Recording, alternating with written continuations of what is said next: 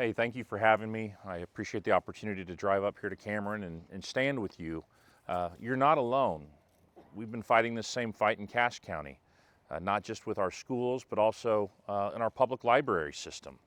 And I can tell you almost 4 short years ago, we got a complaint one day from a citizen, a mom, saying that there was a sexually explicit book in the children's section of our Cache County taxpayer-funded library.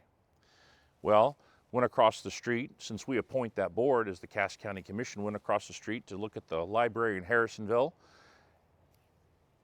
and asked the librarian to show us the book that was called It's Perfectly Normal, a book that was supposed to be for sexual education.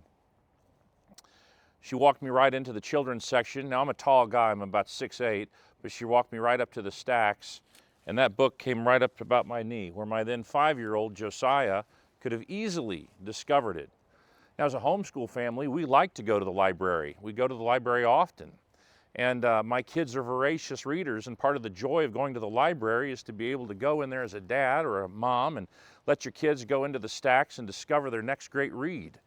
And dad gets a moment to sit down in a comfy chair and find something to read himself. Well, I opened this book, and as soon as I got to the first page, it was extremely sexually explicit and graphic. Now, there was no pictures in the sense of photographs, but they were all illustrations, cartoon illustrations, and they were as graphic as you can possibly imagine. Every single sexual position, full frontal nudity, everything. And it was sitting here in our Cache County children's section of our libraries. And not just Harrisonville branch, but all of the branches, and in the mobile unit as well.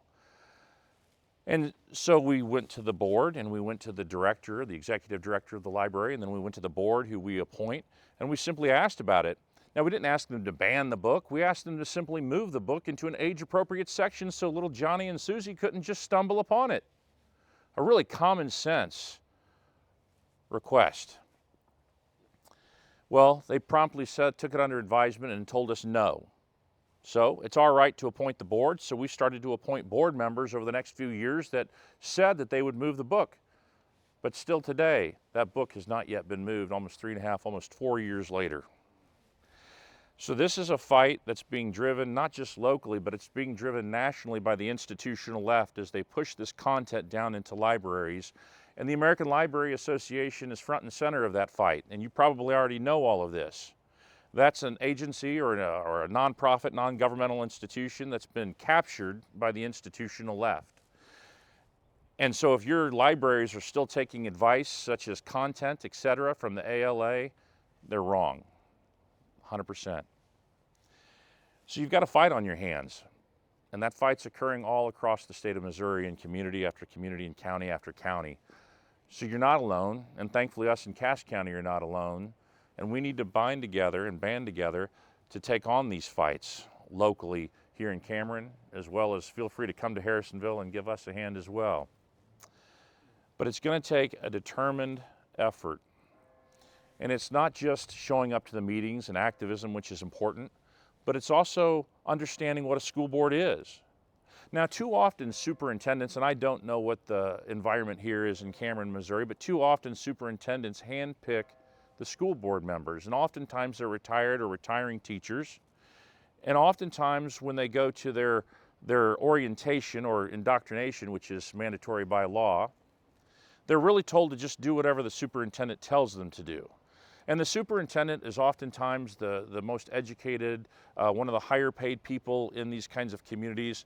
And in a community like Cameron, I imagine, like Harrisonville, Friday Night Lights is still very much a cultural center and a very real part of our community. So the school system is also typically the largest employer, and it makes it tough. It makes it a tough fight. Having said that, though, these elections are winnable. And if you can find good candidates who are willing to stand for the truth and stand for righteousness, we can win these elections. And that is honestly the solution to our problem. You know, our founding fathers knew that way back in the time of the American Revolution, where in the Declaration of Independence they talk about, and I'll paraphrase, they talk about being able to alter or abolish the government if it's not working for you anymore. And we have that ability every 2 years as we elect new school board members. You have the ability to alter and abolish your governing authorities here. You have the opportunity to recruit candidates to run for these offices, and perhaps those candidates are here tonight who will step up in April. Retake the school board. Put your people on the school board. Make sure that the school board is responsive to the citizens of this community and does the right things for the children of this community. And that will send a message, not just here in Cameron, Missouri, but it'll send a message across the state of Missouri. And they're not just going to take it lying down, by the way. They don't want to lose power. They don't want to lose power over the money that they control, and they don't want to lose power over the policies that they're able to set. The education establishment is still by far the most feared and most powerful lobby in the state of Missouri, and not just the state of Missouri. So it's imperative that we work together, that we work with our state policymakers, but that we also work locally here to be able to find the right candidates and to come together and understand what it takes to win elections, which is money and time and hard work and door knocking and all of those things. If you want to fight the fight, though, that's how we protect liberty in America, and that's how we protect our values that we treasure and hold dear, and that's how we protect our children and the next generation so that we can ensure that they are not harmed,